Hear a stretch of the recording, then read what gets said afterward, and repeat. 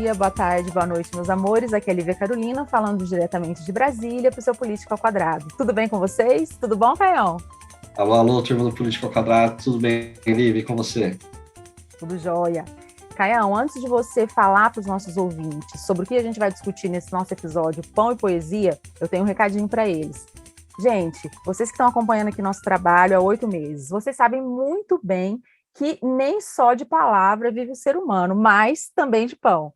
Então, eu estou aqui para pedir hoje, se vocês puderem e quiserem, entrem no nosso site, politicaoquadrado.com.br, e vejam os valores com os quais vocês eventualmente poderão contribuir com a gente. Tem vários valores, tem várias periodicidades de doações, então a gente conta com vocês, a gente lançou nosso site, vamos fazer uma newsletter, vamos fazer um e-book com o compilado de todas essas nossas conversas. Então, assim, contamos com vocês. Não é isso, Caio? É isso.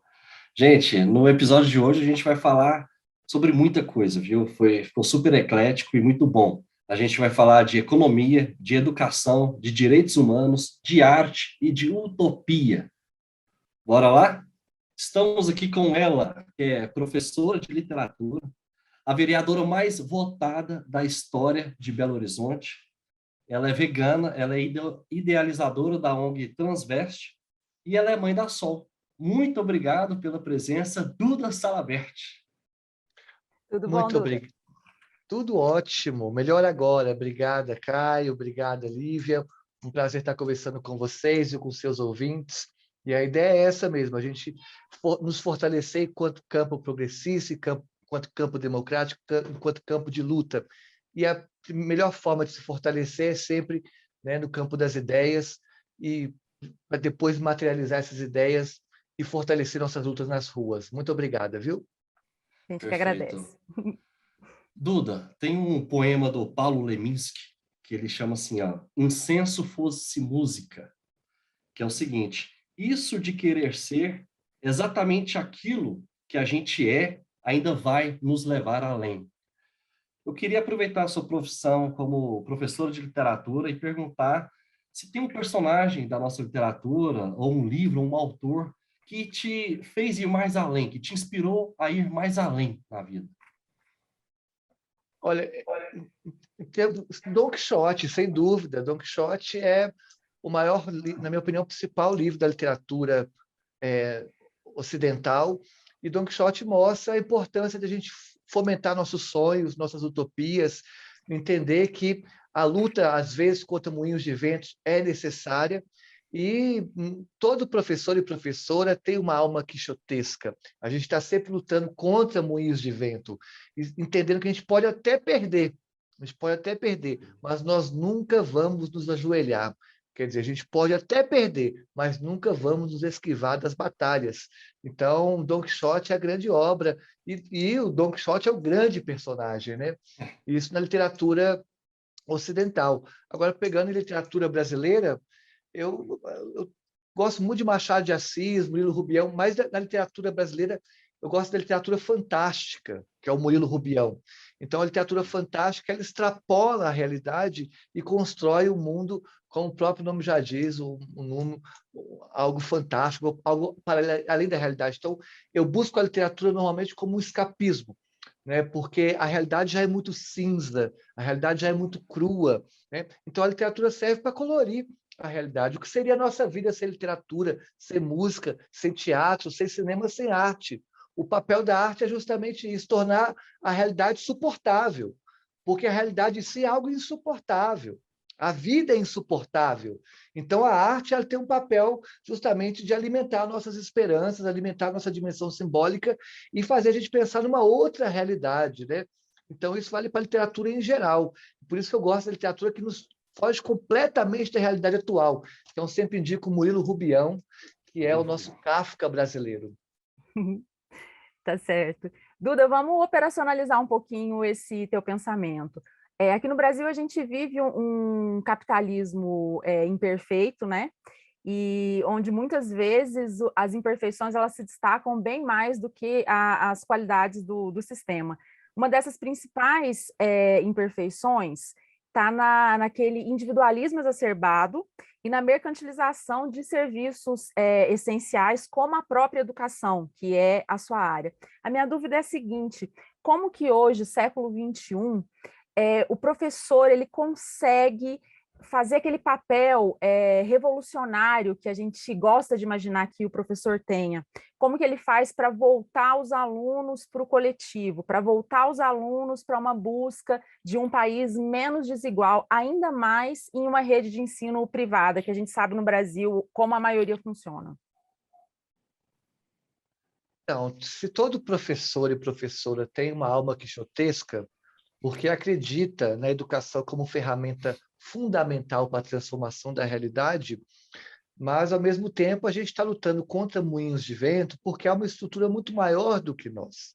Então, o professor, embora ele seja um sujeito de transformação, mas o professor ele atua pontualmente. E as mudanças têm que ser estruturais. Então, não tem como discutir mudanças na educação sem discutir questões orçamentárias, sem discutir, né, o papel da economia no Brasil.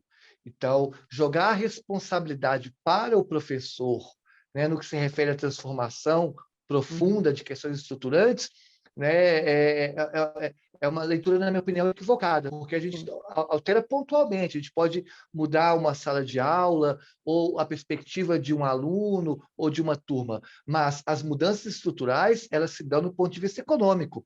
E é esse o maior problema do Brasil. O problema brasileiro não são modelos educacionais, porque modelos educacionais de qualidade nós temos de sobra. Agora, o problema é que a educação brasileira ela é regida pelo Fundo Monetário Internacional. E isso há nos últimos 15 anos, nos últimos 20 anos. Então, a nossa luta tem que ser para tirar a educação do colo do Fundo Monetário Internacional e colocar a educação nas mãos de pedagogos, pedagogas e professores. Porque quem pensa em educação hoje não é o ministro da Educação. Tanto é que ninguém sabe o nome do ministro da Educação, porque é um espantalho. É um espantalho. Desafio quem está acompanhando aqui lembrar o nome do ministro da Educação. Garanto que, no mínimo, 80% não sabem. Porque não é ele. Eu confesso que Eu eu não não sei, eu não sei. Não sinta-se vou mentir, vergonha, não. porque é um espantalho. Ninguém sabe quem ele é. E o anterior, ele era um economista. Sim. Ele não era um pedagogo. Porque é justamente uma dinâmica de que quem manda na educação hoje é Paulo Guedes. E nos últimos governos federais assim o foi também. Então, se a educação está no colo, né, do Fundo Monetário Internacional, a tríade do FMI é implantada na educação nacional, que é a lógica de privatização, sucatear as instituições públicas e manter o Brasil numa condição de subdesenvolvimento. Então, essa privatização, a gente já percebe que o Bolsonaro, quando foi eleito, por exemplo, já estava discutindo voucher, né, na universidade. Uhum. Né? Quer dizer, a ideia de uma lógica de privatização. E, além disso, sucatear as instituições públicas, basta pegar nos últimos 15 anos os cortes no Ministério da Educação. Né? E manter o Brasil na condição de país subdesenvolvido é condiciar cortes em ciência e tecnologia, porque não tem como pensar, uma soberania, uma emancipação do país sem ciência, tecnologia e pesquisa.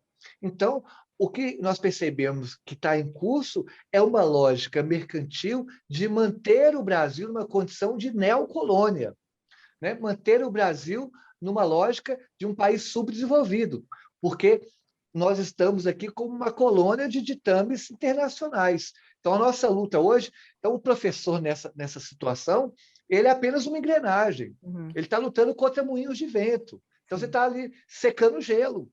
Então, a gente tem que... Porque há essa romantização do papel do professor, mas a gente tem que entender que nós temos que lutar num papel econômico. Vou dar um exemplo claro. Nos anos 80, nós tivemos Leonel Brizola, que chegou a investir 42% do orçamento em educação. 42% do orçamento em educação. O que o Brizola estava apontando, anunciando e mostrando é justamente isso. Se eu quero mudanças educacionais, eu tenho que fazer mudanças orçamentárias. Se eu quero uma mudança estrutural na educação, eu tenho que ter uma mudança estrutural na economia. Para quem está acompanhando a gente agora, hoje são investidos em educação no Brasil, educação em nível federal, apenas 3,91% do PIB. Nossa. 3,91% do orçamento. O Leonel Brizola, 41%. E ele foi acusado pelas elites da época de o governo de uma obra só. Mas que grande obra que é a obra de educação em tempo integral. Mais 5 mil escolas, né? A pessoa que mais o político é a pessoa que mais construiu escolas na história do Brasil e, quiçá, da América Latina. Né? Então, é justamente isso. Para fechar esse ponto, o professor ele está ali na condição de Don Quixote. Don Quixote. Agora, cabe a gente, nas eleições, no que vem ter eleição. Então, vou perguntar para o Lula, para o Ciro Gomes. Ciro, qual que é o percentual de educação que você vai... do PIB vai destinar à educação? Vamos perguntar para o Ciro, no programa de desenvolvimento lá, quanto que está? Eu não li o livro do Ciro, não. Vamos perguntar para o Lula, vamos perguntar para o Bolsonaro. É isso, porque não adianta criar modelos maravilhosos para a educação se não pensar orçamento. E orçamento, para terminar, significa valorizar a mão de obra do professor. Sim. Nós não estamos inventando a roda. Hoje a educação, a docência, ela não é uma atividade valorizada, e por isso o Brasil está entre os últimos colocados em jovens que querem ser professor. Então, se a gente paga um salário digno, investe em ciência, tecnologia e pesquisa e tem um corte significativo do orçamento para a educação, aí nós podemos pensar num novo desenho de pátria. Sim. Duda, o orçamento também ele é lutado dentro do Congresso, né, pelas forças que estão aí. Aproveitando aí essa resposta, quantos deputados o FMI tem lá dentro que barra qualquer aumento de percentual de dinheiro para a educação? Tem muitos ali que controla? A maioria, né? Você pensar que um terço da bancada, né, do Congresso é da bancada do boi. São os grandes ruralistas. Né? Então, só aí já mostra uma dificuldade de a gente pensar um novo Brasil. Né? E, então, no Congresso é bastante complicado. Mas dá para a gente fazer um diálogo franco com a sociedade, porque é unânime. Se nós perguntarmos para 100 brasileiros, 100 vão concordar que precisa maior investimento na educação. Então, tem que constranger. Mostrar, olha, o Congresso não autorizou. A pessoa em quem você votou não autorizou aumentar uma parcela significativa do valor da educação. O Bolsonaro propôs aumentar o valor do PIB para a educação? Não propôs. Pelo contrário, esses discursos que tem neoliberal costumam questionar e dizer que o aumento do valor da parcela do PIB em educação não traz resultados. Traz sim. Eles falam também, esse pessoal liberal fala que o Brasil já gasta muito com educação. Aí eles comparam com o percentual que os países da OCDE gastam e já fala que os países que estão com desenvolvimento mais ou menos no grau do Brasil gastam. Eles falam, não, o Brasil já gasta demais com educação. E é um erro, porque é uma falácia. Porque não é assim que se calcula. O que se calcula é o valor por aluno. O Brasil é um país continental. Então, se pegar... Então, lógico que o valor vai ser significativo, comparado a outros países. Sim. Mas, quando se faz o recorte por aluno, o Brasil está nas últimas colocadas ali. Perfeito. Ô, Duda, eu quero ler um tweet seu. Eu achei muito massa esse tweet. Abre aspas, então. Feliz por meu nome estar em segundo lugar, empate técnico com o Calil, na pesquisa para a disputa do governo de Minas. Na região de Mucuri, Jequitinhonha, segundo pesquisa Datatempo, Zema lidera com 25%, Calil vem com 17% e eu com 14%. Vocês querem uma travesti governadora de Minas? Fecha aspas. Essa é a pergunta. A partir daí, eu quero perguntar uma coisa. Como vereadora mais voltada da história de Belo Horizonte, como é que tem sido o seu combate na Câmara dos Vereadores? Como é que essa legitimidade de votos ela te dá poder lá dentro? E como é que é a sua relação com o Calil? É uma relação de governo, é uma relação de oposição, é uma relação de aliado, de adversário? Como é que é isso? Quando eu fui eleita, eu me coloquei na condição inicialmente de independente. Então, eu não era nem situação nem oposição. Uhum. Estava numa condição independente. Ou seja, se o projeto fosse bom, né, eu votaria, se fosse ruim, é, é, iria votar contra. Então, não estava fazendo parte da base. No entanto, a gente tem que fazer uma análise conjuntural, né? Política é nuvem, Isso. então as coisas mudam, assim, né? Como E a diria um gente bom tem... mineiro, né? Exatamente. Então, a gente tem que entender que hoje nós temos, em Minas Gerais, um cenário em que, para as eleições do ano que vem, o governador Romeu Zema, que é uma metástase do Bolsonaro, ou um bolsonarismo encarnado com sapatênis, então o governador Romeu Zema está em primeiro colocado. E o segundo colocado é o Calil, que vai fazer esse enfrentamento com o Zema no próximo ano. E esse embate está se manifestando na Câmara. Então, os parlamentares, né, da linha bolsonarista, né, estão todos contra o Calil. E o Calil ele tem um secretariado composto todo por progressistas, em sua maioria progressistas. E o Calil se apresenta como governador de centro. E ou melhor, como prefeito de centro. E eu interpreto o Calil, de fato, como um parlamentar, ou melhor, como um prefeito de centro. No entanto, pela análise conjuntura que nós estamos, em que há um bolsonarismo avançando cada vez maior, isso torna o Calil um candidato de esquerda, porque as pautas que nós defendemos, como renda básica municipal, né, algumas bandeiras progressistas que carregamos, é o Calil a esperança de materialização. Então, eu entendo que exige responsabilidade, porque se nós sangrarmos o Calil agora, isso vai implicar em fortalecer o Romeu Zema, porque o objetivo do Romeu Zema é justamente sangrar o Calil. Né? Então, hoje eu estou na base do prefeito Alexandre Calil, tenho uma ótima relação com ele e dando um exemplo concreto de como o Calil ele está aberto a essas bandeiras progressistas. Até hoje, todo o projeto que apresentei, que não daria para se desenvolver via legislativo, que precisaria de uma postura do executivo, já que ia impactar o orçamento da cidade, todos os projetos que eu apresentei para o prefeito Alexandre Calil, ele concordou e pediu para desenvolver. O exemplo disso é o projeto da dignidade menstrual, que a gente conseguiu a distribuição gratuita de absorventes nas escolas municipais. Eu propus isso para o prefeito Alexandre Calil, ele pediu para desenvolver, estamos construindo. O nosso mandato tem uma defesa muito grande da questão indígena, porque não adianta nada a gente defender reforma agrária e demarcação das terras indígenas de esfera federal e desconsiderar que 42% da população indígena no Brasil está em contexto urbano. Não sabia Então, desse nós dado, temos não. 42% dos indígenas do Brasil estão em contexto urbano.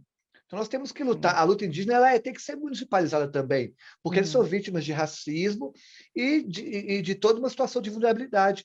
Aí conversamos isso com o Calil, ele está construindo conosco uma feira de artesanato estritamente indígena aqui, no centro de Belo Horizonte. Eu só citei 2 exemplos. Né? A pauta animal é a mesma coisa. Então, tudo que eu propus para o prefeito Alexandre Calil, que era defesa minha na campanha, numa pegada de esquerda, o Calil está autorizando. Então, hoje, a análise de conjuntura, embora o Calil seja um político de centro, o cenário acaba o colocando de centro-esquerda.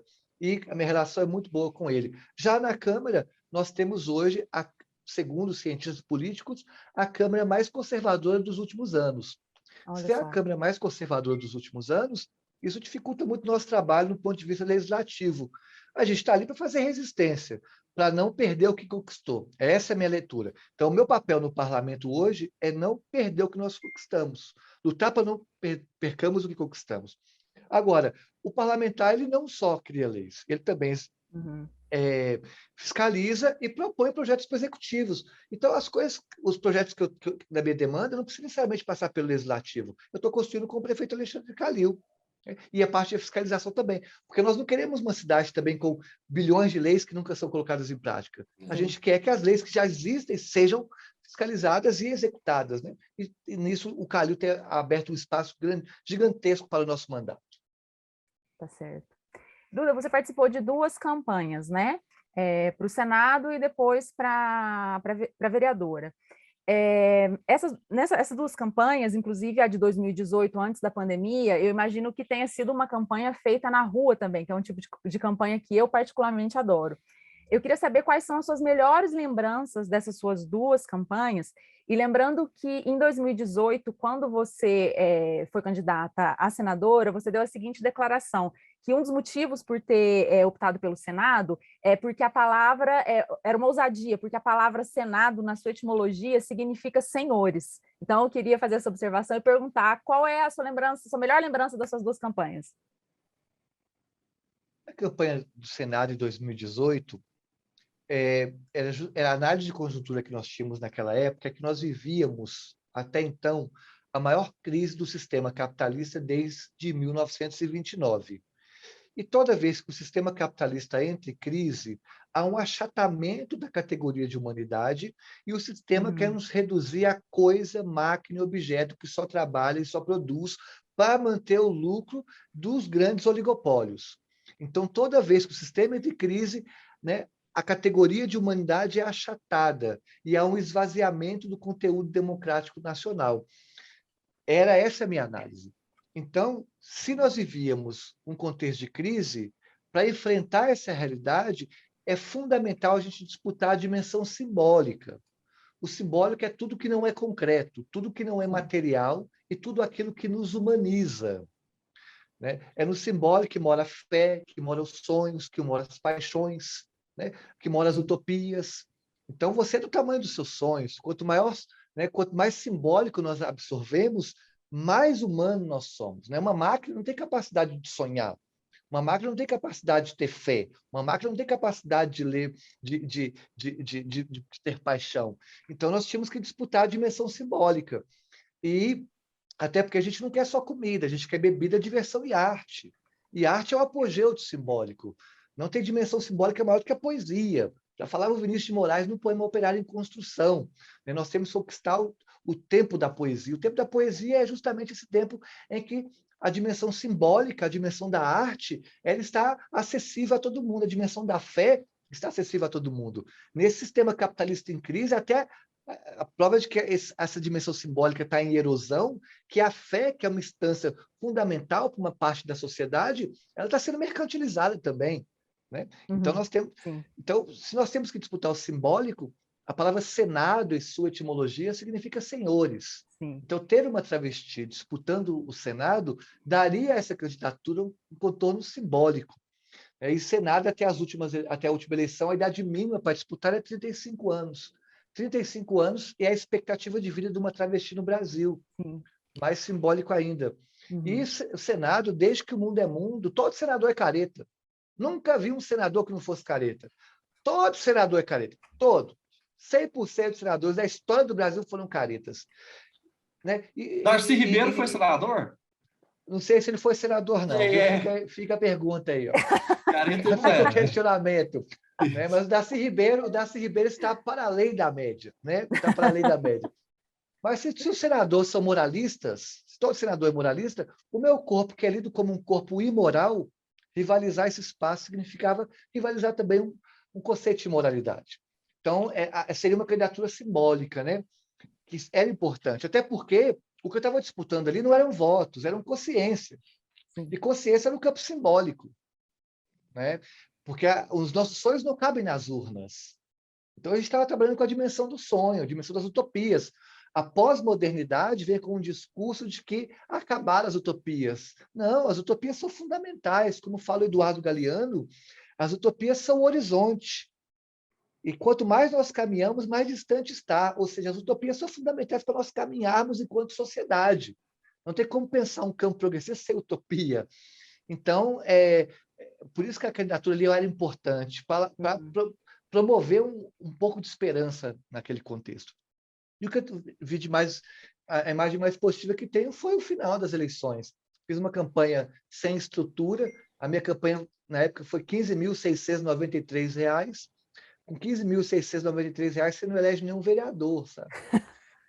E a campanha da Dilma, de quem eu ganhei em várias urnas, foi R$ 4 milhões. Caramba. A campanha do Rodrigo Pacheco e do Carlos Viana, que foram eleitos, foram campanhas também milionárias.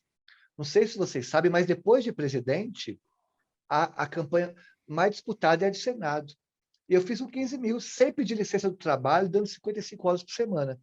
Então, o que eu achei de mais positivo foi terminar as eleições como a quarta mulher mais votada da história das eleições de Minas Gerais. Ter conseguido 351 mil votos. Caramba. Eu fui votada em todos os municípios. Em Minas Gerais, são 853 cidades. Eu fui votada em todas. E aí, a coisa mais positiva que tem é saber que qualquer cidade que eu for em Minas, sempre tem uma pessoa que diz assim, ó, Duda, meu pai não me aceita não, mas diz que votou em você. E eu respondo, seu pai te aceita sim, seu pai te aceita sim. Ele tem dificuldade para aceitar os seus próprios preconceitos. E seu pai não votou em mim, não. Votou nele mesmo, dizendo que a partir daquele dia ele iria olhar a diversidade de outra forma. E essa é a minha melhor imagem.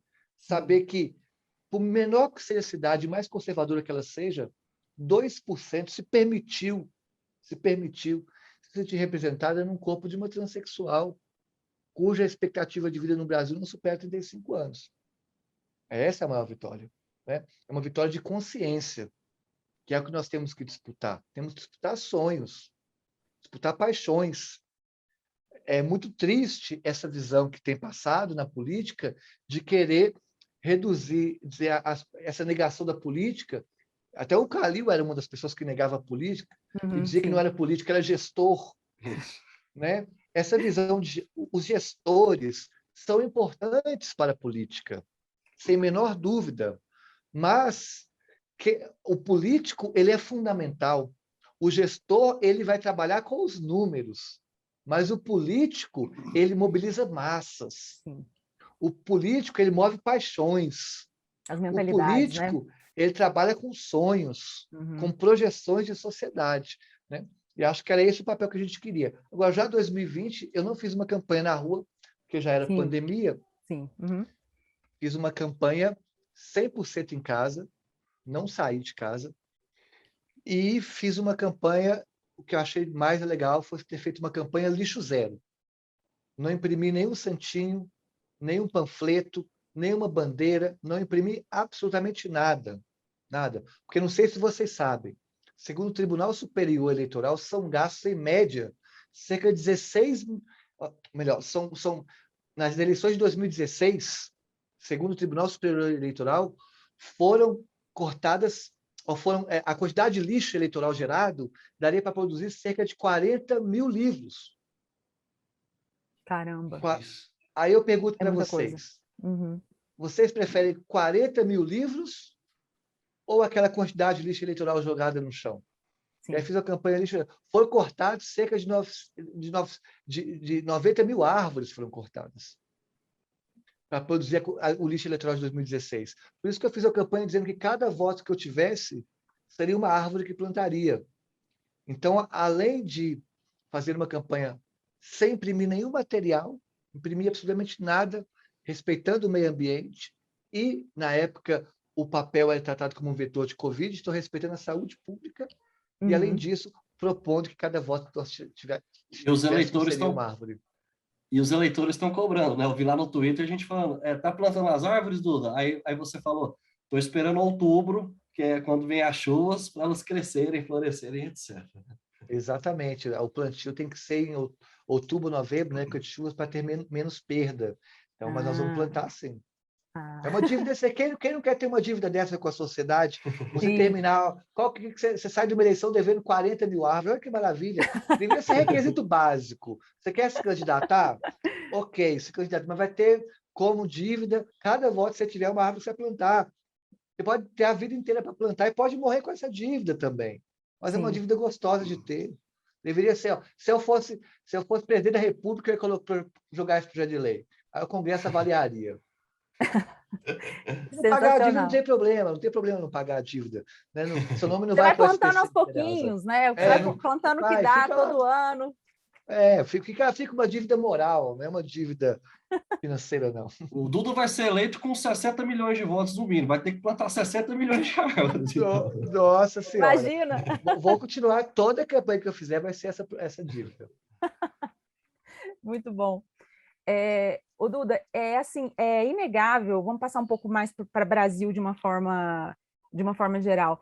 É inegável que o Brasil, historicamente, ele vive um processo constante de avanços e de recuos, né? Uma prova dos avanços que ocorrem, e existe muita coisa boa no Brasil, a gente não pode esquecer disso, uma das provas é você aqui, né? Uma mulher trans, vereadora mais bem votada de Belo Horizonte, com um mandato popular super legítimo, aqui falando com a gente, em alto e bom som, para todo mundo ouvir, isso é muito bom de ver, né? No entanto, a gente não pode negar que, principalmente nos últimos anos, o Brasil vem vivendo vários recuos, vários retrocessos nas mais diversas matérias. Eu queria saber, na sua opinião, o que é que, historicamente, o que é que você acha que segura o Brasil, que puxa o Brasil para trás, e o que é que empurra a gente para frente? Ou seja, basicamente, como a gente sobrevive nesse país que é um país difícil? Eu acho que é uma pergunta que não tem respostas, né? Mas a gente pode tentar Mapear. mapear um pouco, né? Acho que, primeiro, obrigado por me colocar no ponto positivo do que está acontecendo na Com política. Eu me sinto certeza. muito honrada pelo elogio. Eu acho que a história ela não é linear, né? A história nunca foi linear. Eu acho que uma das coisas que é importante, que mantém o Brasil vivo, essa dimensão do simbólico é muito forte no brasileiro. Uhum. A fé, a esperança. E quando eu falo a fé aqui, eu não me refiro à fé estritamente no seu conceito religioso. Sim. Eu falo a fé numa certeza da vitória, sabe? Eu acho que isso é um traço da cultura brasileira, está no nosso DNA. Essa perspectiva de que basta ver que, por exemplo, no Nordeste, com suas agruras todas, produziu a melhor literatura do Brasil. Graciliano Ramos é nordestino. O maior escritor brasileiro, que é Graciliano Ramos, é nordestino. João Então, Cabral. o Patativa do Assaré, dentre outros escritores, o que mostra essa dimensão do simbólico, a dimensão da criatividade, a dimensão, né, da fantasia, a dimensão da esperança, porque a literatura constrói a realidade com a qual nós temos que avançar. Então, acho que isso é muito importante entre nós. E o campo progressista, ele tem que trabalhar mais com essa dimensão. Eu acho que um dos problemas em relação ao governo PT, por exemplo, foi que criou-se uma esperança muito grande. O Lula, ele encarnou a esperança. Ele até hoje encarna a esperança para muita gente. Mas a reação que o Lula teve, o governo PT teve, e com a ascensão do bolsonarismo, tem muita relação de que muita gente se sentiu traído, sabe? Aquela fé, aquele sonho. Vamos lembrar a posse do Lula. Sim. Uma das coisas mais bonitas que já teve na história do Brasil. Sim. Acho que colocar os 10 fatos mais emblemáticos da história do Brasil em termos de esperança foi o Lula chegando, aquela multidão chorando atrás dele. Sim. Aquilo é maravilhoso. Não estou aqui discutindo o programa político. Sim, sim. Uhum. A cena em si é uma cena cinematográfica. E a história do Lula, o Lula é um personagem, além de um político, é um personagem. A vida dele é maravilhosa. Então, tinha uma fé, uma esperança muito grande nos governos PT. E quando você tem uma parcela que fica descrente com aquilo, as pessoas desconsideraram essa dimensão da fé, dos sonhos, das paixões, e foram para o concreto, que é o governo Bolsonaro, que é o aqui e agora, o preto e o branco. Tem uma reflexão sobre as coisas, né? Então, qual que é o projeto do Bolsonaro para 10, 15, 20 anos? O Bolsonaro nunca propôs nada. Então, resumindo, eu acho que o que mantém o Brasil é ainda essa dimensão do simbólico, que acho que os políticos têm que disputar, têm que pleitear. Né? É lógico que nós vivemos hoje a maior crise econômica da história do capitalismo, e quem tem fome tem pressa. Hoje nós temos que trabalhar com a concretude, mas sem deixar de lado o tempo da poesia. Como falava o Trotsky, né? A gente não quer só o pão, a gente quer a rosa. Hoje nós temos que lutar pelo pão e a rosa. Sim. Sabe? A rosa é fundamental. Agora, que é a poesia. E o que nos faz retroceder é justamente quando essa dimensão simbólica é traída. As pessoas deixam de lado, né? Deixam de trabalhar com isso, deixam de trabalhar com a política, falar que todo mundo é gestor. Sim. Duda, e a realidade do povo LGBTQIA+, antes e depois do governo Bolsonaro? Isso piorou muito? Você sentiu na pele, até com as pessoas que você conversa, com as pessoas que te demandam políticas públicas, etc. Você sentiu que piorou muito? Ou o Brasil já estava numa sequência muito negativa em relação a isso historicamente e não alterou tanto? Eu acho que tem que lembrar que a pauta LGBT ela nunca assumiu centralidade na esquerda, no centro e na direita. E parece que, infelizmente, isso vai se manifestar nas eleições do próximo ano. Eu não vejo nenhum candidato que se pôs até agora que tem compromisso com a pauta LGBT. Um compromisso de colocá-la como uma pauta central, Sim. porque é uma pauta de direitos humanos. Então, nós nunca fomos pauta como moeda de troca. Moeda de troca. Aquilo, por exemplo, a foto do Lula com o pastor da cura gay reproduz ou sintetiza o que nós sempre fomos tratados historicamente. Isso por todos os partidos. Todos os partidos. Teve gente que me marcou, falou assim, olha, a Duda não falou nada quando o Lula... Porque o PDT, uma parte considerável da militância do PDT, me chama de infiltrada. Então, acho que eu sou infiltrado, eu sou petista ali e tal, infiltrado. Sério? Você sofre isso no PDT? Falo muito que eu sou infiltrada, né? Eu acho uma parte fala que eu sou infiltrado. E aí a Duda não disse nada quando o Lula postou a foto do parede. Eu não falei nada porque isso já é constante para a gente. E aí a pessoa, quando falou isso, eu respondi. Eu falei, olha, nós nunca fomos pauta nem de esquerda, nem da esquerda, nem da direita. O Lula não colocou essa pauta nossa na centralidade política, e o PDT era a base na época. Não vamos esquecer que o PDT era a base na época. É verdade. Sim, sim. Então, assim, não vamos sair, temos que ter mais responsabilidade. E vamos lembrar que antes da pandemia, 90% das travestis transexuais estavam na prostituição. Nossa. 91% em Belo Horizonte, segundo a UFMG, não tinham concluído o ensino médio. 6% tinham sido expulsas de casa com menos de 13 anos de idade. Meu Deus. Estima-se que 41% com HIV. Isso antes da pandemia. Então, isso já mostra que é uma realidade histórica que atravessa governos. E se nenhum governante leva isso a sério... Agora, lógico que a ascensão do Bolsonaro e do bolsonarismo teve... grupos mais odiosos começaram a chancelar essa violência contra pessoas travestis transexuais. E aumentou a quantidade de suicídio, né? E a violência contra os transexuais também aumentou, mas já vinha aumentando nos últimos 15 anos. Uma coisa positiva que o governo Bolsonaro ia fazer é que estava sendo anunciado, né, estava sendo discutido na época, antes da pandemia, que a Damares iria colocar e criar uma política nacional de empregabilidade para as pessoas transexuais. A Damares chegou a anunciar isso, né? E aí teve a pandemia, o cenário não tinha cenário político mais para discutir isso. Mas, pelo menos, é lógico que com o Bolsonaro piora a nossa situação, porque os grupos odiosos, eles chancelam a violência contra nós. Mas, explica para a gente... Não, explica, eu acho que você vai continuar e até acrescentar essa pergunta, que é sobre a transveste. A transveste seria o Dom Quixote, com o seu moinho, lutando aí contra os moinhos, para atuar no micro e tentar transformar a vida dessas pessoas? Sim. Quando eu fui criar a Transveste, a pergunta que me moveu foi: o que você faz com seus privilégios? Essa pergunta me move muito, O que você Sim. faz com os seus privilégios?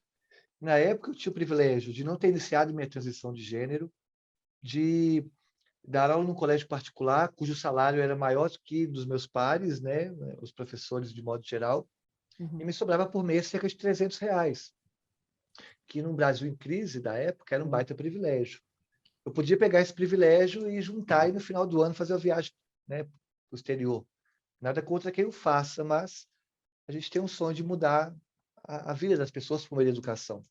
Então, aluguei uma sala e fiz o que eu sempre soube fazer, que é dar aula. Eu acho que é a única coisa que sei fazer no mundo é dar aula. Então, aluguei uma sala e falei, vou montar um curso para pessoas mais vulneráveis que é na sociedade, que são as pessoas transexuais, que 91% não concluíram o ensino médio, o que mostra que a escola, muitas das vezes, é um espaço de reprodução de violência, ódio e intolerância contra transexuais, contra a Com certeza. diversidade. Uhum. E chamamos mais professores e montamos esse pré-vestibular, educação para jovens e adultos e vários outros cursos. Mas eu percebi depois que 50% das alunas estavam em situação de rua. Então, como que eu posso oferecer educação, sendo que o básico não está sendo dado, que as pessoas estavam em situação de rua? E as alunas iam vir assistir aula para ganhar R$ 10, porque todo mundo que assistia aula tinha passagem paga, nós pagávamos a passagem.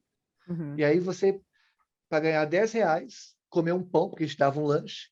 Então as meninas vinham assistir aula para ganhar R$ 10, para tomar banho por 7 na rodoviária e fazer programa por 15. Uhum. Então essa é a realidade das pessoas que eu lido. Vai para o espaço para ganhar R$ 10, tomar banho na rodoviária por 7, porque não estava em situação de rua, então pagava para tomar banho por 7, fazer programa por 15. Eu falei, então o que eu estou fazendo aqui? Eu estou oferecendo educação, mas o básico não foi dado, que é moradia. Uhum. Aí vem a pergunta: o que você faz com seus privilégios?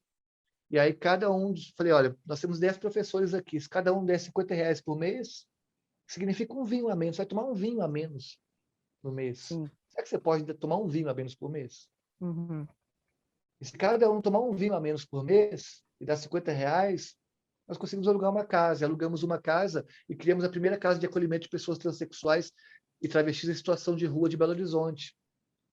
E era uma casa de passagem, porque as pessoas ficavam ali e aí tomavam banho, aí poderia ter um programa mais caro, etc. E conseguia fazer um currículo e logo arrumava um emprego e conseguia alugar a sua casa. Por essa casa passaram 21 pessoas. Aí, em um ano, com R$ 6.000 no ano, nós conseguimos que passasse por essa casa cerca de 20 pessoas transexuais. E a parada LGBT,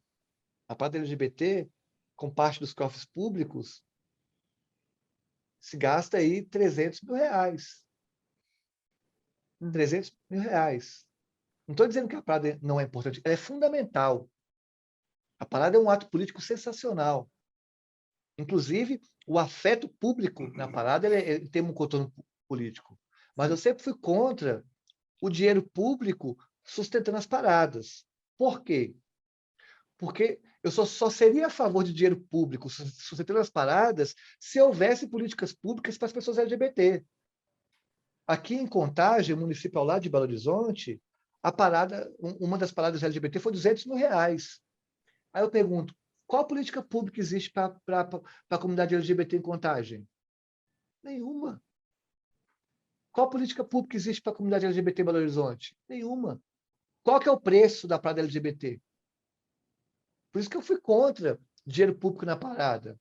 Porque quem paga a banda escolhe a música.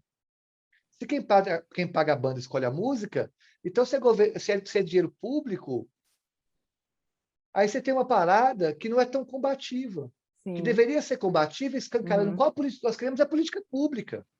Então acaba que as paradas LGBT se tornam espaços eleitorais, porque você tem um trio elétrico ali, quem as sobe no trio já são as pessoas mais privilegiadas, que são as pessoas que serão eleitas, já há uma segregação simbólica ali, e eu sou contra, acho que tem que ser todo mundo na rua, como as manifestações são. Uhum.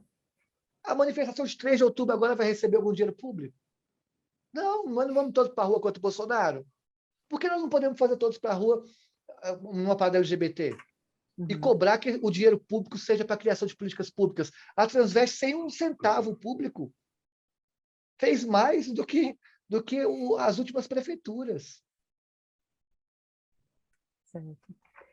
Ô, Duda, pela sua experiência como ativista e aplicando no contexto do Brasil de hoje, na sua opinião, qual que seria a melhor forma de abordar o debate público sobre as diferentes identidades? Porque hoje, principalmente depois de uma guinada mais à direita que o Brasil sofreu, a gente tem visto muita crítica quanto ao que chamam de identitarismo.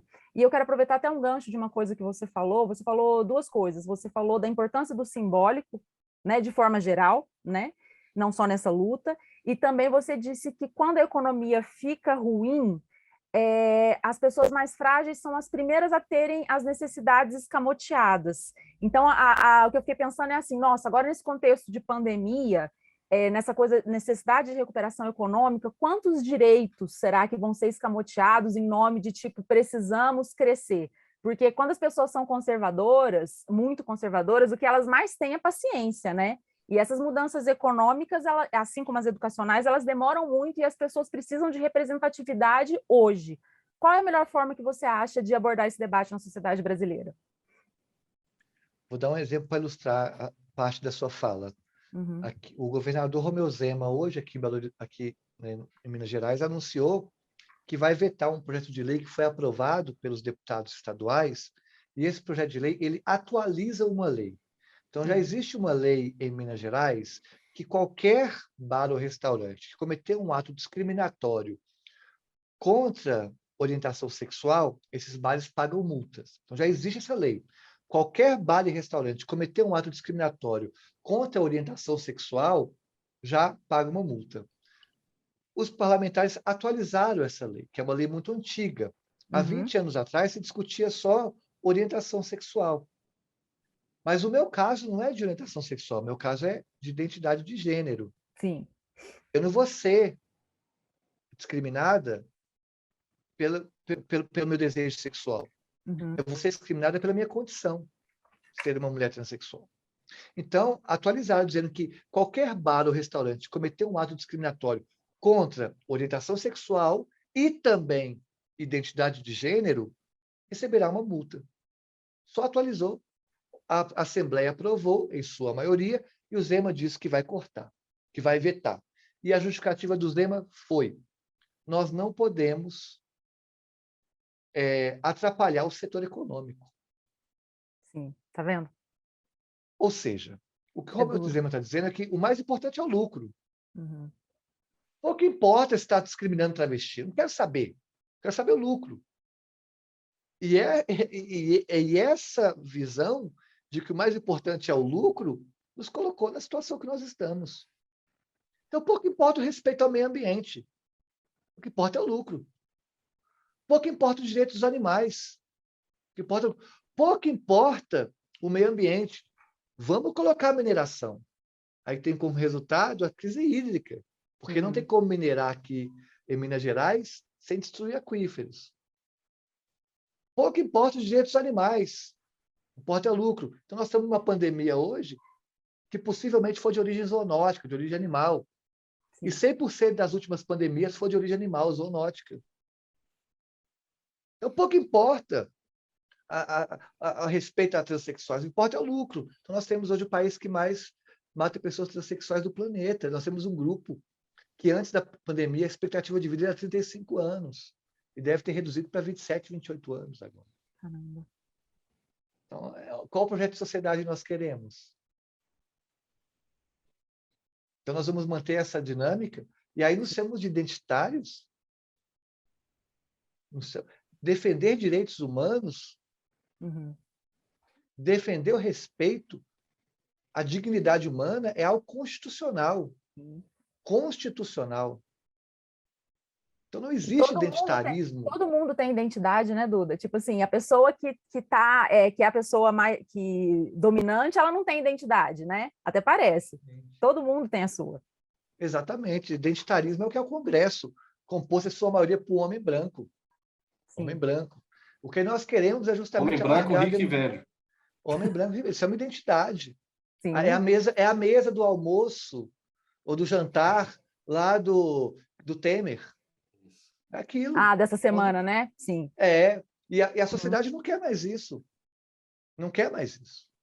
Sim. Eu fiz 37 mil votos. A minha votação mostra que eu sou maior, que a votação me coloca não votar em Duda, votar no que represento, Uhum. que é essa identidade Sim. que a sociedade quer. Diversa, plural, é isso que é. Quais foram as vereadoras mais votadas do Brasil? Travestis. E olha, se duvidar, a gente vai disputar a presidência ano que vem. A gente vai disputar tudo. Porque é isso que a sociedade quer. Sim. A sociedade está cansada de homem branco, rico, que reproduz a lógica do Romeu Zema, Sim. de o lucro está acima de tudo. A gente precisa de uma quebra de paradigmas mesmo, né? E o que chama de identitarismo, o que eu falei para o Ciro Gomes aqui, quando ele veio com esse discurso atravessado, totalmente atravessado.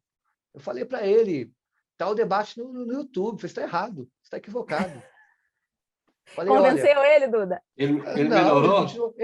ele continua falando e vai perder voto. Ok, vai perder voto. Perde voto. Não tem problema. É ruim para ele. Vai perder voto. A gente disse, olha, eu não estou disputando aqui, o debate nosso é, o movimento feminista não é um movimento meramente identitário, é um movimento Uhum. econômico. Sim.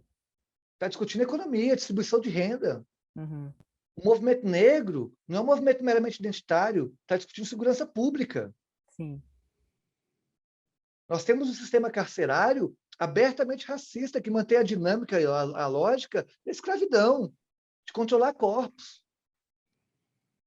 Nós temos que lembrar que pelo menos 30% da população carcerária brasileira são presos provisórios, Sim. Sem em sua maioria julgamento. negros. Ou Uhum. seja, são inocentes no ponto de vista jurídico, Sim. mas culpados no ponto de vista social.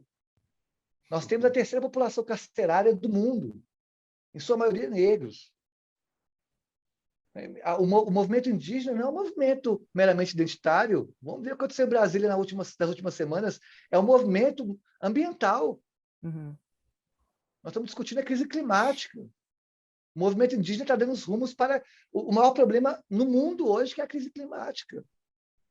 E o movimento LGBT não é um movimento identitário, meramente identitário, é um movimento que está debatendo a educação.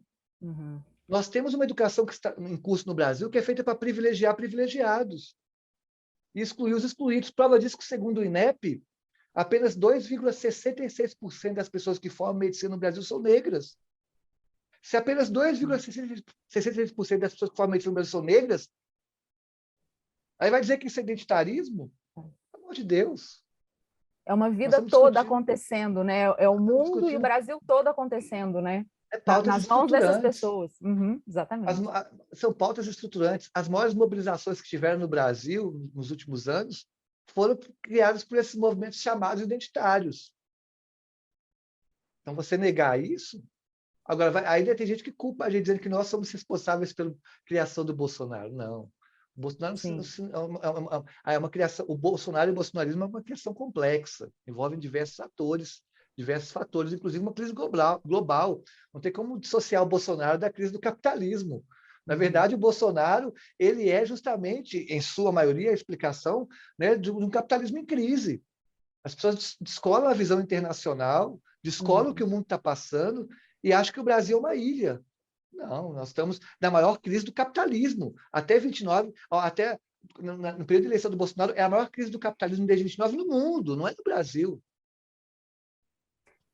É Então, engraçado. quem criou o Bolsonaro foi um capitalismo em crise. Uhum. Mas é engraçado que aos mais, entre aspas, frágeis, sempre é exigido mais paciência e compreensão, né? Tipo assim, olha, não vai com muita força, porque senão as pessoas podem não gostar e pode gerar uma histeria, essas pessoas vão reagir. E assim, quem está na posição mais privilegiada, né, nunca precisa ser reverenciado dessa forma, né? Mas enfim, vamos mudar um pouquinho o tópico. Você virou mamãe em 2019, né? Eu queria saber o que isso mudou na sua visão de mundo como mulher, como ativista e como política. Assim, é uma revolução, né? A gente aprende, lógico que eu entendo, no ponto de vista das ciências políticas, que revolução são transformações profundas na economia e na sociedade. Então, não estou usando aqui revolução no sentido Técnico. técnico, né, da palavra, mas é uma revolução porque muda a nossa forma de ver o mundo, né? Então, acho que é isso. E nos alimenta, retroalimenta a nossa esperança também. E nossa responsabilidade de lutar por um mundo melhor. A gente estava na beira do niilismo, né, de uma descrença em tudo. Eu acho que quando você tem um filho ou uma filha, te dá um start da importância da luta, né? Uhum. Então, foi uma revolução.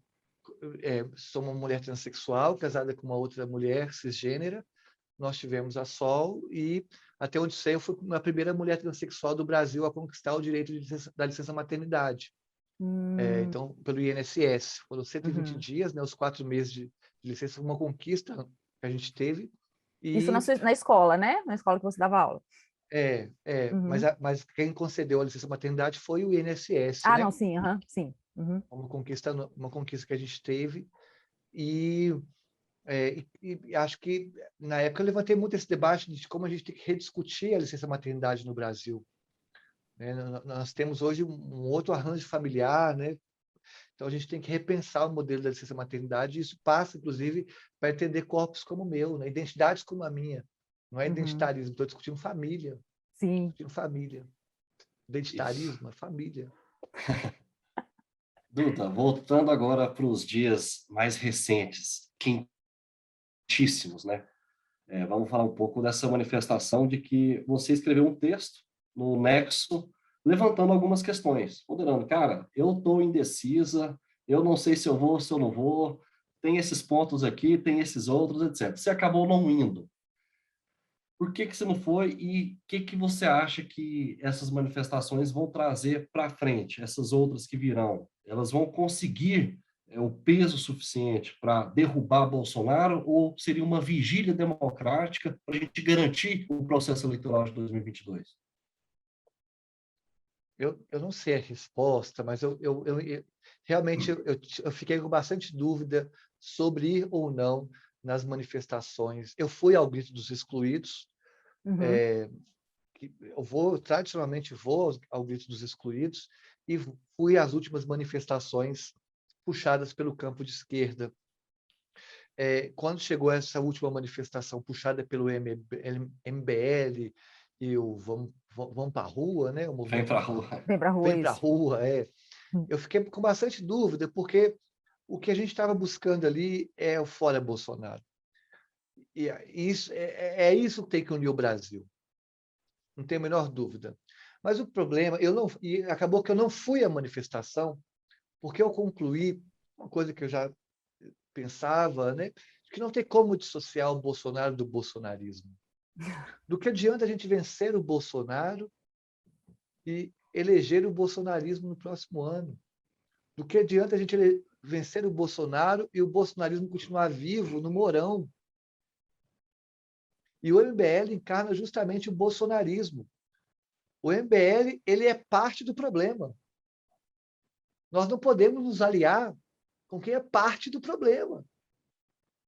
Então, a gente poderia vencer ali se as manifestações fossem gigantescas, as pessoas disseram, mas não era um ato do MBL. Quem puxou foi o MBL. E aí o que pesou para eu não ir foi o fato de eu ser professora. Uhum. Eu sofri na pele o MBL, o que o MBL fez com a educação brasileira. Eu tinha alunas que tinham a cartilha do MBL de como tratar um professor esquerdista. Meu É uma Deus. cartilha do MBL. De você dar aula, entrar numa sala de aula, e os 300, não é 365 dias, mas o ano letivo inteiro, o aluno ficar de cabeça para baixo, ou cabeça baixada.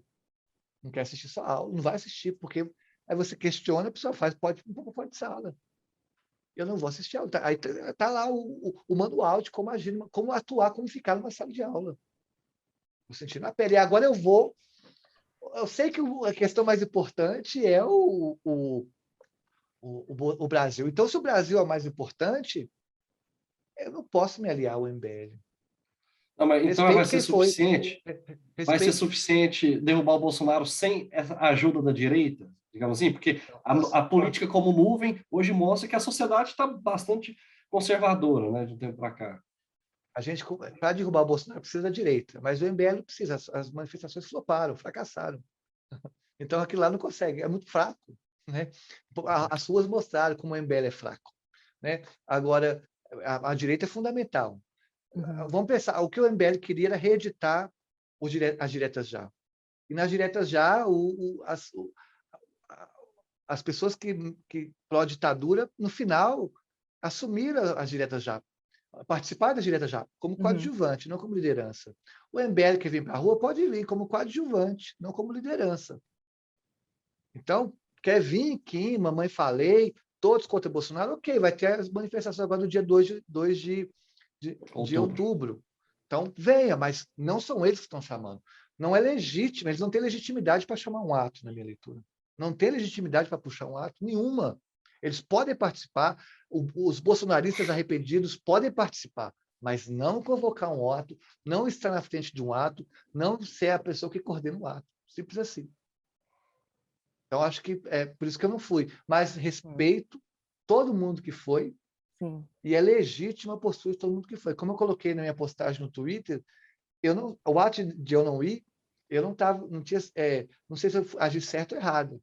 Eu não estou longe de ser dona da razão, mas eu não fui por convicção de ter sido de ser uma professora e entender que movimentos antidemocráticos não têm legitimidade para puxar uma manifestação pró-democracia. Eles podem participar de um ato, mas puxar um ato é muito. Tá certo.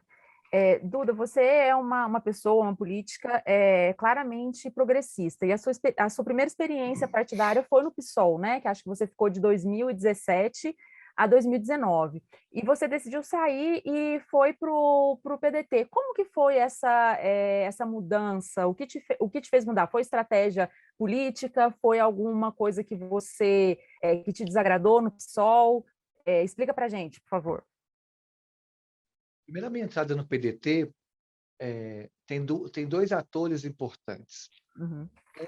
A juventude do PDT, a militância do PDT, a quem eu tenho uma admiração muito grande pela sua capacidade de mobilização, né? E pela organização que tem. Então, eu já tinha praticamente fechado com outro partido, após sair do PSOL, já tinha fechado, acordado com outro partido, e eu fui no encontro da UNE, no congresso da UNE, e lá eu encontrei, hoje, que é minha chefa de gabinete, que é a Clarissa. E ela falou assim: por que você não veio para o PDT? Porque o PDT não me quer. Eu já tinha procurado, já tinha feito... Quando eu saí do PSOL, o primeiro partido que eu procurei foi o PDT. E fiz 2 reuniões com o PDT. E aí o PDT falou: pode se filiar. Mas não é puramente se filiar. A gente tem que discutir como é que vai ser a campanha, estrutura para a campanha também. Não estou dizendo financeiro, mas estou dizendo assim, vamos ter estrutura, vamos ser cabeça de chapa, vamos ter apoio, estratégia, quantos partidos vai eleger. E o partido só disse: se quiser se filiar, se filia. Foi puramente assim. E aí eu percebi que... E aí foi ok, e depois o partido não ligou mais, então eu entendi que o partido não queria que eu fosse. Foi minha leitura da época. Não sei se também é uma leitura certa, mas foi a visão que eu tive na época. E aí os outros partidos ficaram muito em cima e eu tinha fechado com o outro partido. Mas aí encontrei no congresso da UNE a Clarissa, aí eu falei: olha, eu acho que o partido não me quer, por isso que eu não estou no PDT. Sou apaixonada por Leonel Brizola, por Darcy Ribeiro, pela história do PDT, e estou me apaixonando pelo trabalhismo, entendendo que é uma ferramenta muito importante para o Brasil e para a América Latina.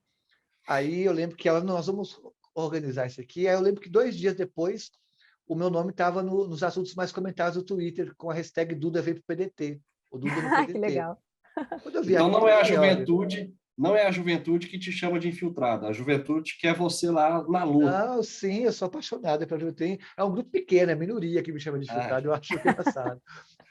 Mas aí eu fiquei muito feliz. No fim, nossa, serei eternamente grato por tudo, por esse carinho. E aí o Ciro Gomes entrou, e o Ciro Gomes foi fundamental também. Eu tenho muita gratidão pelo Ciro.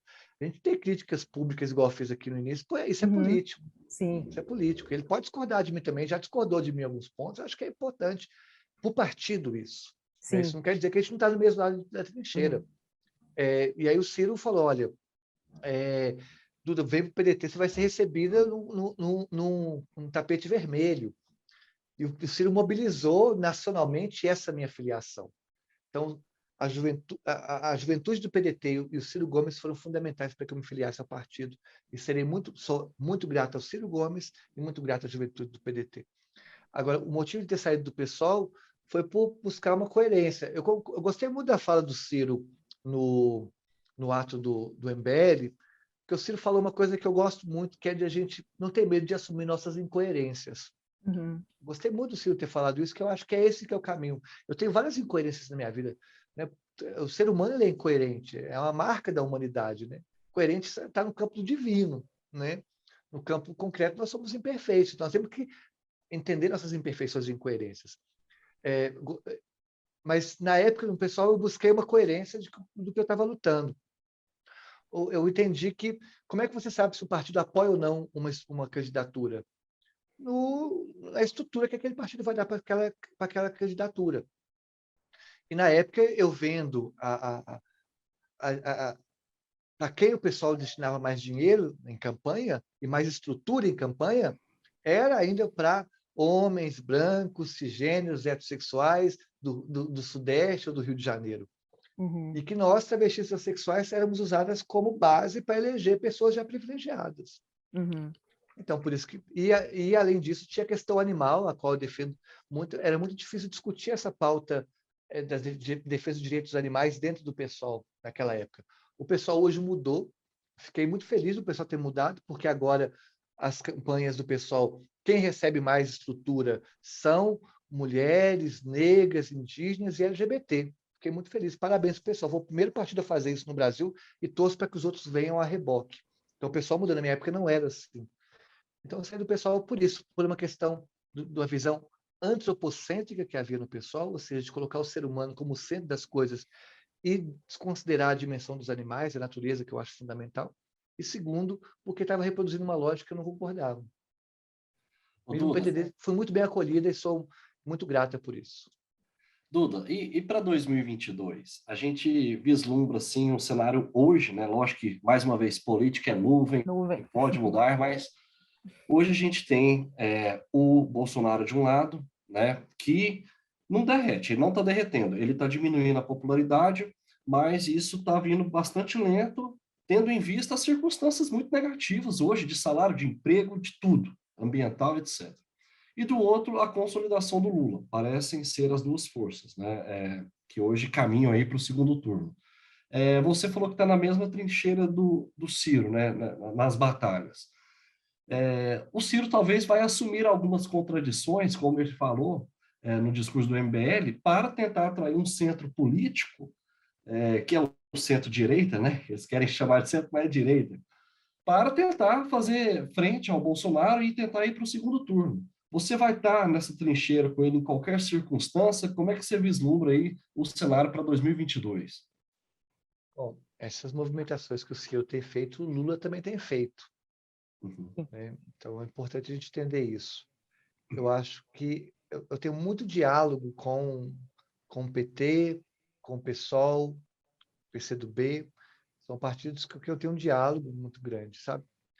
E eu acho que eu reconheço que esses partidos também têm a consciência do cenário que nós estamos, de que nós temos que vencer o Bolsonaro e o bolsonarismo, né?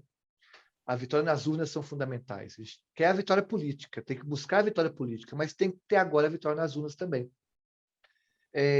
Então, acho que em 2018, o pessoal lançou como candidato o Guilherme Boulos e eu fiz campanha para a Vera, do PSTU, porque eu não era o pessoal um partido de correntes nós defendíamos, na época, o grupo a que fazia parte, a candidatura do Plínio de Arruda Sampaio.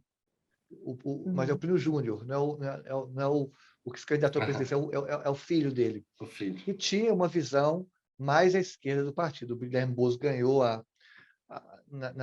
na direção e foi o candidato. Nós tivemos umas incoerências ali. Respeito à história do Guilherme Boulos, é uma pessoa fundamental para a luta, mas na época eu fiz campanha para a Vera, do PSTU, pelo programa que ela apresentou e pelo que ela representa também, né?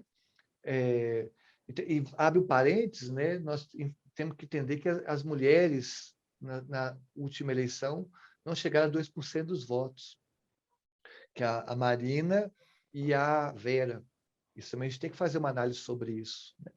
Agora, avançando. Já no próximo... Mas votei no Ciro. Eu fiz a campanha para a Vera, mas votei no Ciro, porque o Ciro era o único candidato ali, que, na minha leitura, que venceria, na minha não, de muita gente, que venceria o Bolsonaro no segundo turno. Então, nós precisávamos... Era o Bolsonaro o problema ali. Então, eu votei no Ciro sem nenhum problema. Agora, para as próximas eleições, tem feito esses dois lados, Bolsonaro e Lula. Mas eu acho que é muito cedo ainda para pensar as eleições em termos de pesquisas eleitorais. Eu acho que são dois pontos fundamentais que devem ser avaliados. O primeiro é a intenção de voto e segundo, rejeição. A rejeição tem um fator fundamental, faltando um ano ainda para a eleição, um ano e pouco para a eleição. E o Ciro, entre os candidatos, é o que tem menos rejeição. E isso é muito relevante. Esses cenários que são feitos para segundo turno está muito distante. Então, eu acredito que o Ciro pode surpreender, tem espaço para surpreender na próxima eleição. Tá certo. Duda, e você? Ele te chamou, desculpa, Olivia, ele te chamou já para discutir algum programa em relação à política LGBTQIA+. Eu gosto do Ciro porque ele vem com uma visão de que eu não estou dizendo que as pessoas que são mandatos e mandatas só para a comunidade LGBT, que eu estou reduzindo esses mandatos. Não, até porque eu mostrei que são questões estruturais. Sim. Mas as minhas pautas centrais sempre foram educação, meio ambiente e direitos humanos. No entanto, por eu ser uma travesti, uma transexual, a sociedade quer me reduzir, ou melhor, quer me guetificar, me colocar como se fosse num gueto, para discutir só pautas LGBT. Sim. As pautas LGBT são importantíssimas para mim, que eu defendo são os direitos humanos. Mas não é a minha pauta central. Sim. Por exemplo, a Érica Hilton, eu vejo que é uma candidata que representa muito mais do que eu as pautas LGBT. E bato palma para ela por isso. Mas a minha pegada ambiental é muito maior. Hoje, a minha maior luta hoje é ambiental.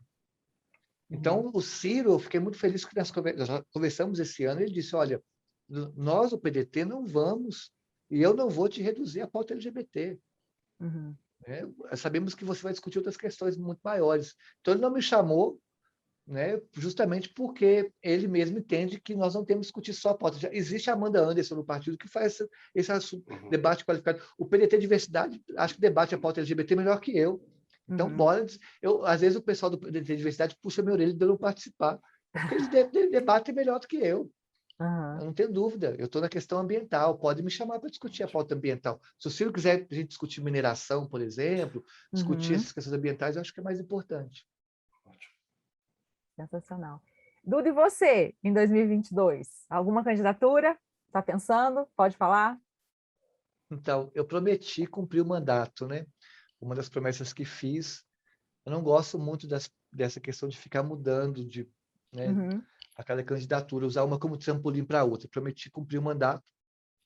No entanto, após eu ser eleita, eu recebi 2 ameaças de morte do maior grupo de ódio da internet brasileira, do qual surgiram aqueles terroristas que cometeram o atentado na escola de Suzano. Eles mandaram e-mails para mim dizendo que iriam me matar e transformar a escola em que trabalhava num mar de sangue. E encaminharam também esses e-mails para a escola que eu trabalhava e para a direção do dono da escola, dizendo que se essa escola não me demitisse, essa escola viraria um mar de sangue. A escola acabou me demitindo. Eu disse que mesmo, na época de campanha, eu disse que mesmo se eu ganhasse a eleição, eu continuaria dando aula. Porque eu posso estar na política, mas eu sou professora. Sim. Eu posso estar na política, mas sou professora. Entendo que meu papel na sala de aula ele tem uma transformação política muito maior do que um papel no campo legislativo. Porque no campo legislativo nós criamos leis. Uhum. Em sala de aula nós criamos consciências. As leis são importantes, mas o que muda o mundo são novas consciências. Nós temos uma lei que criminaliza o racismo no Brasil. Quantas pessoas já foram presas por racismo no Brasil? Nós temos um presidente abertamente racista. Então, mais importante do que criminalizar o racismo é a gente criar novas consciências sobre o combate ao racismo. Isso se faz em sala de aula. A LGBTfobia é criminalizada no Brasil. Mas mais importante do que criminalizar a LGBTfobia é a gente discutir questões sobre a LGBTfobia em sala de aula. Então, meu papel em sala de aula é fundamental. Ter uma travesti dando aula é fundamental. Uhum. Então, nesse sentido, eu queria continuar dando aula, mas fui demitido após essas ameaças de morte. E após as ameaças, eu tive uma reunião com a Comissão Interamericana de Direitos Humanos e uma reunião com a ONU, a fim de criar uma estrutura de segurança para me manter viva. Então, hoje a minha luta é para estar viva. Uhum. Para estar viva. Essa que é a minha luta hoje. Eu já era um alvo. Sou um alvo por ser uma transexual. E agora é um alvo muito maior. Uhum. Então, é essa luta. Então, pode ser, eu não sei como é que vai ser ano que vem, pode ser que eu me candidate ano que vem a fim de garantir a segurança a presença da Polícia Federal para me manter viva. Aqui todo mundo sabe onde eu moro, eu não mudei. Uhum. Eu não tenho carro blindado. Então, assim, pode ser que eu mude. Brasília é um espaço neutro e eu consigo ter apoio da Polícia Federal. Então, pode ser que eu me candidate pela minha segurança.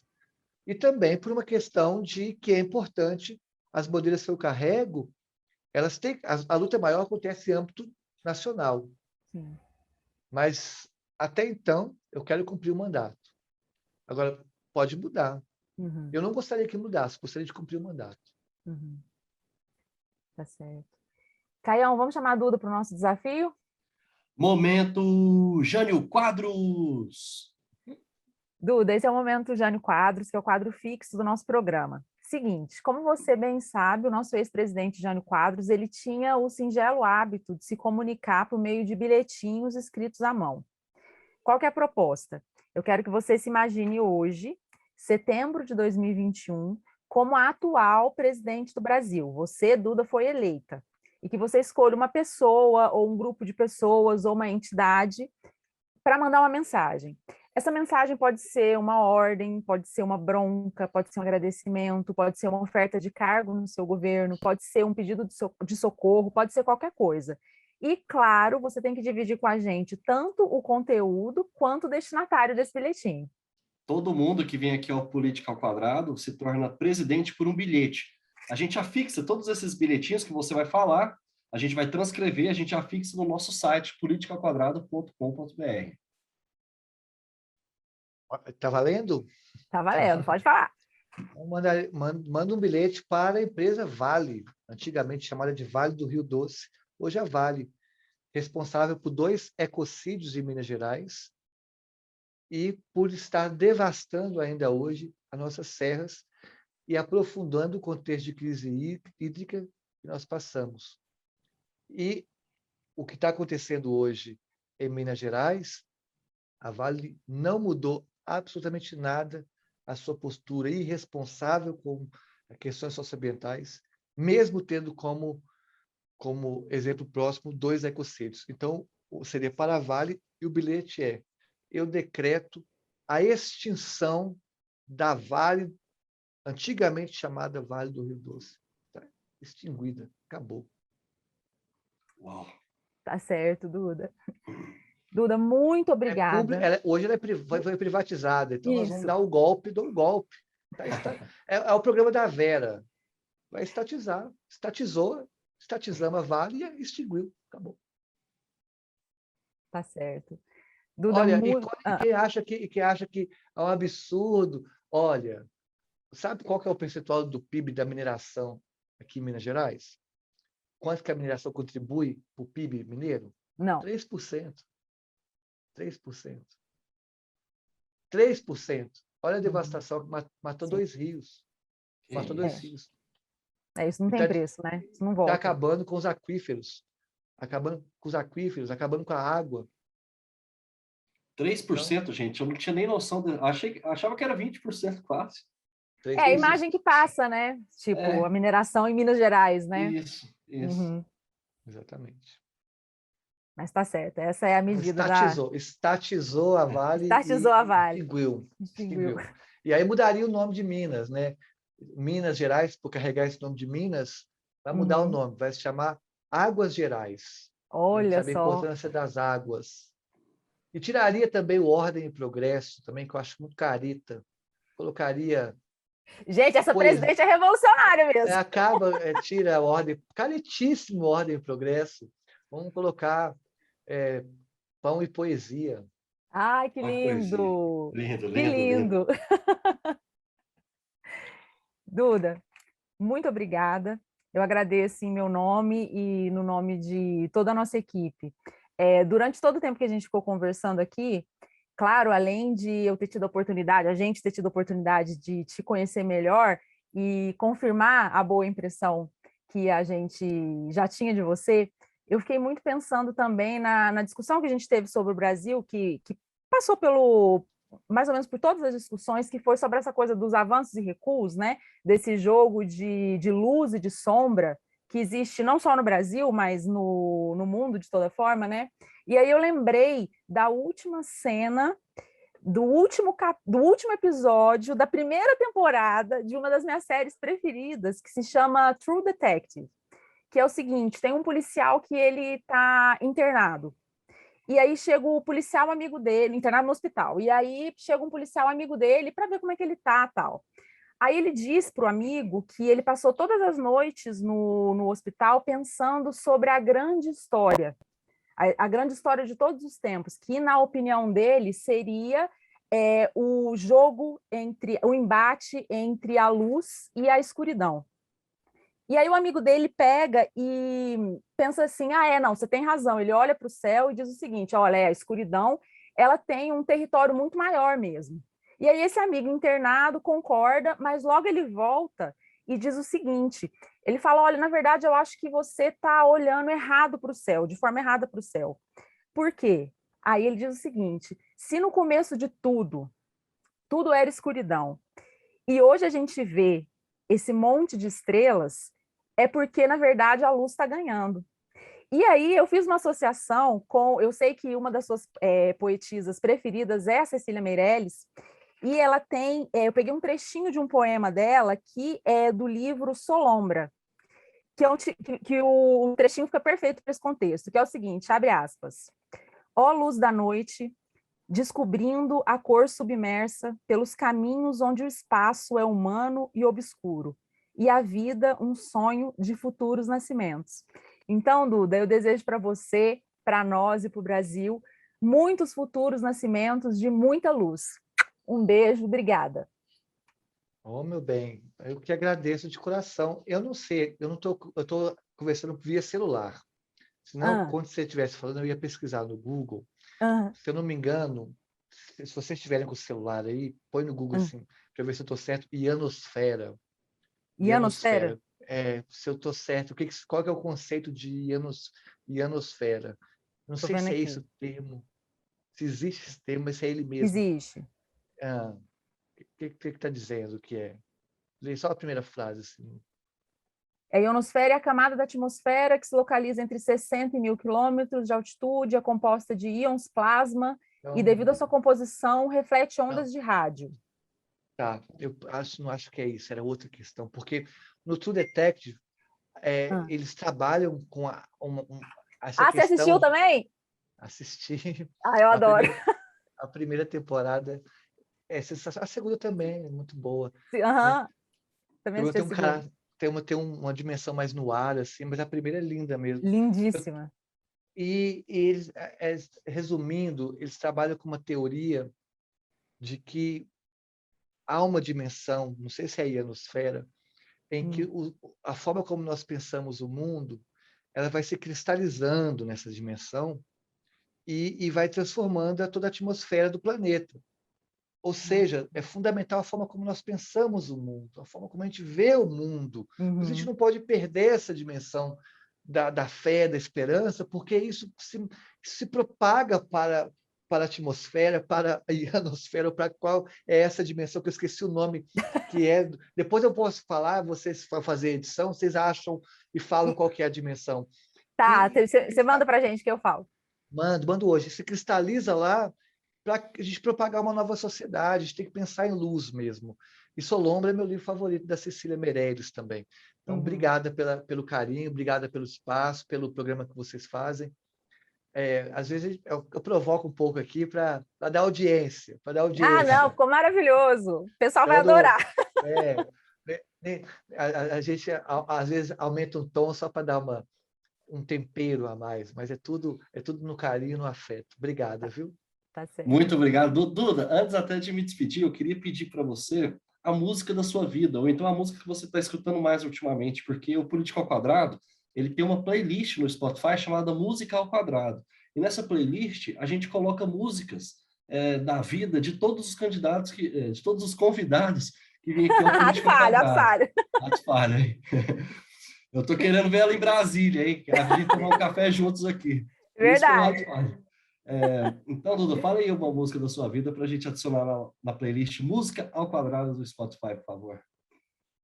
Nossa, eu tenho escutado muito, eu tenho ouvido pouca música, visto pouca série, lendo pouca poesia, o que mostra que eu estou trabalhando muito com a dimensão do concreto, que é a política urbana ali, que é a política pública, discutindo desde quebra-mola até o tombamento estadual da Serra do Curral, estou discutindo muito. Isso é muito ruim.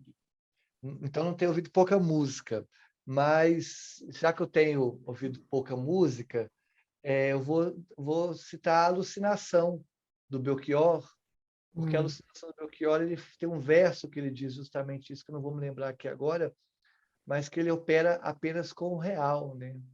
A maior alucinação dele é viver o real. E eu estou nessa alucinação de viver o real. Essa piração de viver a realidade não indico para ninguém. Mas eu estou nessa... viver o bolsonarismo é a realidade, né? Esperança. A gente precisa... Eu acho que o recado, se eu tivesse dar um recado para o Ciro Gomes, ele está trabalhando... Ele fez uma série sobre som, sobre o cangaço. Eu não vi ainda, não. Mas eu acho que é isso. A gente tem que resgatar a nossa história, mas tem que ter um tom maior de esperança, assim, sabe? Então, que o Ciro faça a campanha dele pautada muito na esperança, que eu acho que é o que a gente precisa. A minha alucinação nossa não pode ser viver a realidade, não. Eu quero até citar um versinho, uma frase do Ferreira Goulart, né, que remete ao início da nossa conversa, né? A arte existe porque a vida não basta. Então, essa luta da Duda é muito importante, e até não mencionamos muito nesse episódio, mas eu peço ao ouvinte que acompanhe a luta dela em relação ao tombamento da Serra do Curral para garantir água para o município de Belo Horizonte. Mas, de todo modo, essa luta real é fundamental, mas a arte, ela existe porque só essa luta não basta. E, além disso, eu até vou falar um pouco dessa questão da utopia que a Duda falou também, né? Que eu acho que o próprio Eduardo Galeano falou, né? Para que serve a utopia? Eu ando 2 passos, ela anda 10. Eu ando 5 passos, ela anda 40 passos. Eu ando 10, ela anda 50. Para que serve? Para continuar caminhando. Exatamente. É isso, Duda. Muito obrigado. Eu peço aos ouvintes que acompanhem aí o Política ao Quadrado nas nossas redes sociais. A gente está com uma campanha de financiamento também, gente. Ajuda a gente, entra lá no politicaoquadrado.com.br e nos siga no Twitter, no Instagram, no Facebook. A gente tem também os cortes no YouTube. É isso, um grande abraço. Beijo, gente. O Política ao Quadrado é uma produção independente ao quadrado. Apresentação de Lívia Carolina e Caio Barros. Técnica e vídeo, Cauê Pinto. Edição e mixagem, Bruno Rossetti. Produção, Germano Neto. Eu.